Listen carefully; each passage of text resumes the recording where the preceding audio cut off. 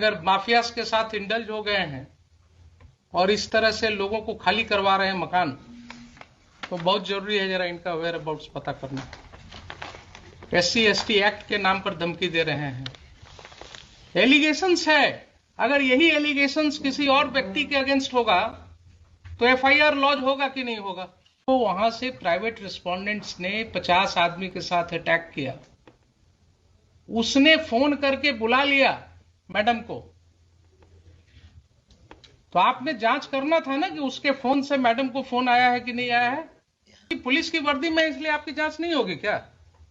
Then he is a गुंडा in the वेस of police and he may fall in the category of a terrorist. You are using a state power. You are using a state power. क्यों उसको बुलाया जा रहा है बार बार FIR करने के लिए? FIR का क्या उसके और जो हुजूर उन्होंने जो पिटीशन दिया FIR का, उसकी कॉपी तो इसमें लगाया नहीं उन्होंने। ये आप उल्टा बस मत कीजिए। You are custodian of the records, please try to understand your position.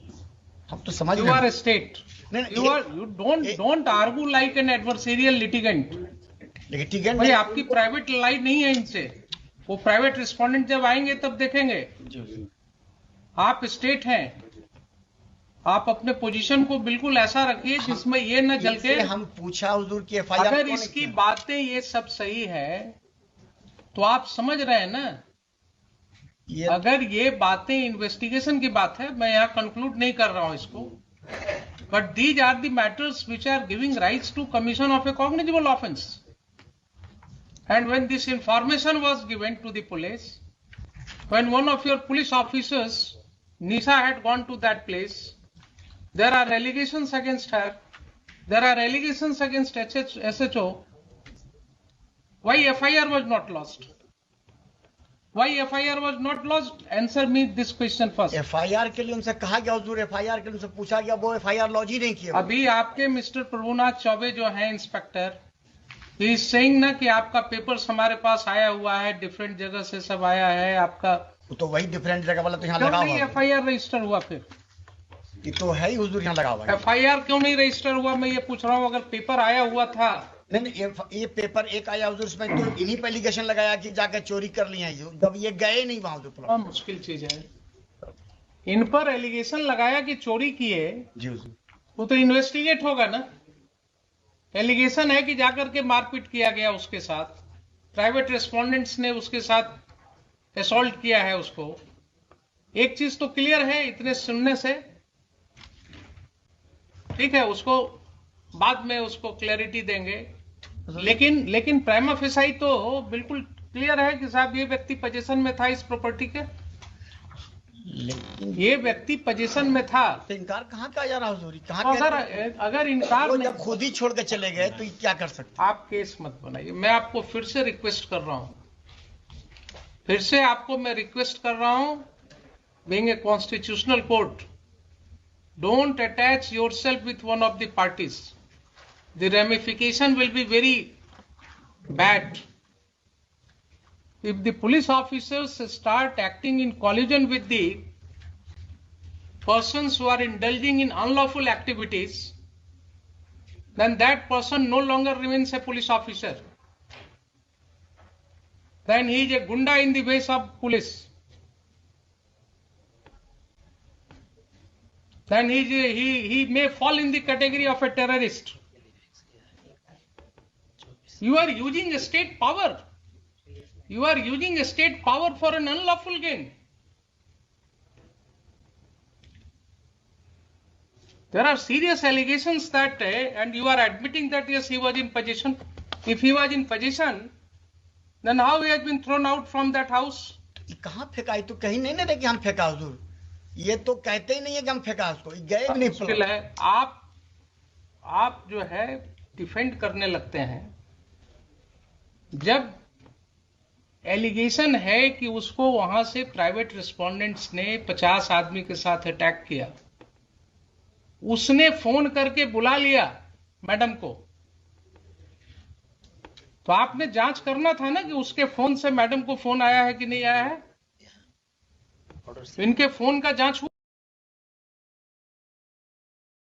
हुआ? कितने बजे की घटना है? इसमें तो लिखा हुआ 8 बजे की। 8 बजे की घटना है। 8 से 9 के बीच। आप क्योंकि पुलिस की वर्दी में, इसलिए आपकी जांच नहीं होगी क्या?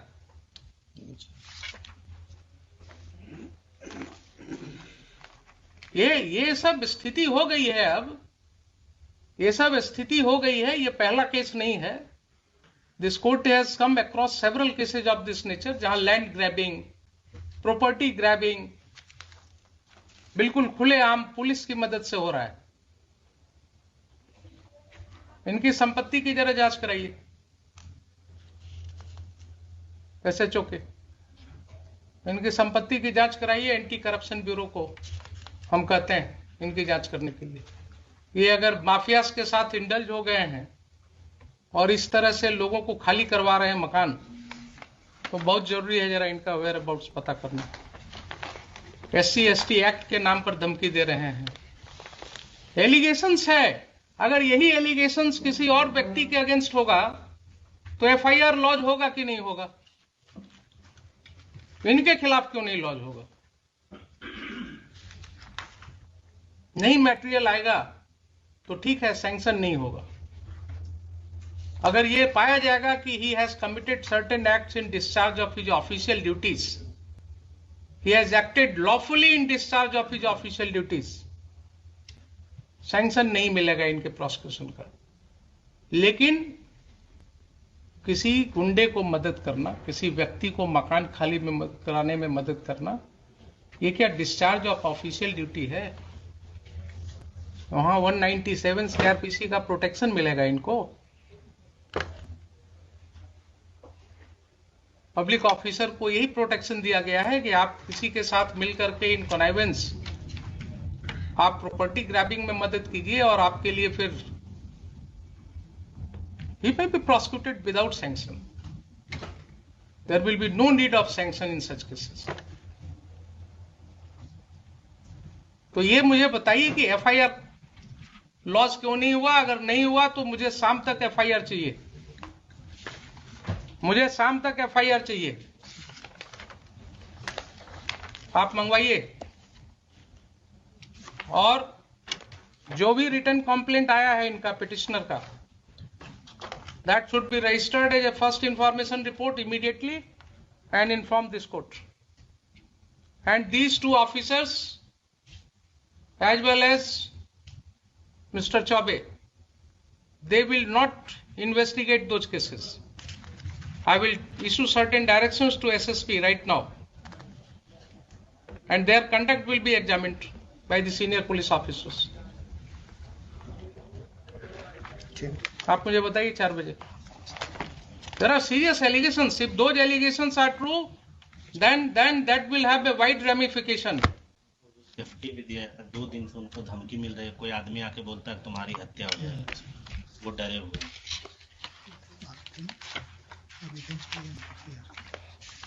इसमें सर एक आवेदन उनसे दिलवा दिया जाता है FIR के लिए। आज दिलवा दिया जाए। कुछ नहीं, जो इंफॉर्मेशन है आवेदन पर FIR होता है क्या? आप क्यों इनके साथ अटैच हो जाते हैं? कुछ आपको बोलते हैं गलत सही, आप बिना कुछ टेस्ट किए हुए कोर्ट में बोल देते हैं।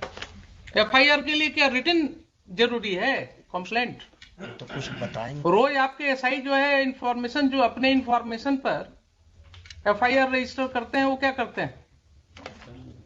Oral information is not an information for registration of FIR। क्या आप खान साहब, बार बार मैं आपको आगाह कर रहा हूं कि आप इनके साथ अटैच मत होइए। You are a state lawyer, you have to protect the citizens. आप बिल्कुल इम्पार्शियल होकर के काम कीजिए। ये आपको वैसे ही कुछ बोलेंगे कान में और आप कोर्ट में बोल देते हैं उसको, विदाउट रियलाइजिंग कि यहाँ लॉ क्या है। रिटर्न दिलवा दीजिए। जब वो व्यक्ति पुलिस ऑफिसर को बोल रहा है, टेलीफोन पर भी बोल रहा है, आपने सुना कि नहीं सुना कि मुझे मारा गया? वो बोल रहा है ना कि 50 आदमी मिल करके घुस गया घर में, मारा गया, निशा मैडम को बुलाया टेलीफोन से, वो आकर के मेरी वाइफ को जबरदस्ती खींच करके और पुलिस स्टेशन ले जा रही थी, मुझे पुलिस स्टेशन में ले जाकर के बैठाया गया सुबह से शाम तक। कहाँ है उसका सीसीटीवी फुटेज? लाइए पुलिस स्टेशन का, वो सब डेट्स का फुटेज। पुलिस को क्या मतलब है ये सब केसेज में पढ़ने का? How police is taking upon itself कि किसका मकान खाली कराना नहीं कराना। अब हम जरा सा बता दें हुजूर को फैक्ट्स, तभी कुछ बात होगा। हम फैक्ट्स तो हम आपको एफिडेविट फाइल कराएंगे, इसमें हम आपको एफिडेविट फाइल कराएंगे। मुझे पहले ये बताइए, देखिए बार बार आपको कर रहे हैं कि जब कोर्ट के नॉलेज में इस तरह की बातें आती हैं एक कॉमन सिटीजन के द्वारा, एंड स्टेट के माइट के अगेंस्ट लड़ना किसी को आसान नहीं होता है। क्या बोल रहा है वो आदमी कि एक ऑफिसर इंचार्ज जो होता है थाना का, उसको अपने एरिया में क्या पावर है हमको मालूम है, हम तो भागे चल रहे हैं डर से, क्योंकि इन्होंने धमकी दिया कि SC ST केस में तुमको फंसा देंगे। आप उस व्यक्ति की समझ रहे हैं बात? वो जान रहा है कि ऑफिसर इंचार्ज को क्या पावर है, वो फंसा देंगे। और यही चीज हम रोज कर रहे हैं, देख रहे हैं कि कैसे फंसाया जा रहा है। और जरा इनकी प्रॉपर्टी की भी जांच होनी चाहिए, जरा कितना कमाए हैं वो भी पता लगना चाहिए, कहां कहां ये प्रॉपर्टी ग्रैबिंग करा रहे हैं। बताइए मुझे 4 बजे FIR करा,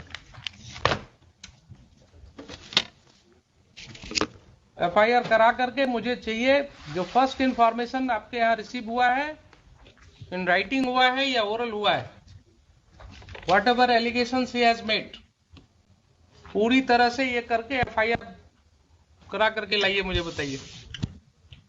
आई will take up this case at 4 o'clock। ठीक है। हाँ लाइए।